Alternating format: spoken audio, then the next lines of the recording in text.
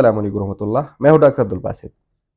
آج کا نسخہ ان دوستوں کے لیے ہے جو بے اولادی کے شکار ہے، یا جن دوستوں کی منی کم ہے، جن دوستوں کی منی جو ہے وہ گاڑا پن ختم ہو چکا ہے، جن دوستوں کی منی پانی کی طرح ہو چکی ہے، ان دوستوں کے لیے ہے۔ جن دوستوں کو ہم بستری کرتے وقت ٹائمنگ کا مسئلہ ہے، یہ نسخہ ان دوستوں کے لیے ہے۔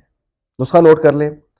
سالب مصری آپ لیں، سالب پنجہ آپ لیں، الائچی خرد سبز الائچی آپ لیں، اس کے علاوہ موسلی سفید لیں، مغز اخروٹ لیں۔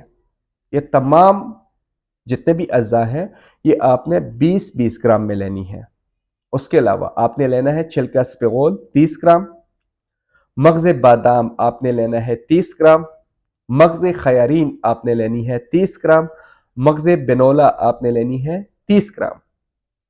اس کے علاوہ ستاور آپ نے لینا ہے 30 گرام، اسگندھ ناگوری آپ نے لینا ہے 30 گرام، کوزہ مصری آپ نے لینی ہے 50 گرام۔ جن دوستوں کو شوگر کی شکایت ہے وہ دوست کوزہ مصری کا استعمال نہ کریں، باقی تمام اجزاء کو صاف کریں، اچھی طرح گرینڈ کریں، اس کا پاؤڈر بنائیں، سفوپ بنائیں، کسی اچھی سی شیشے والی ڈبی میں محفوظ رکھیے گا۔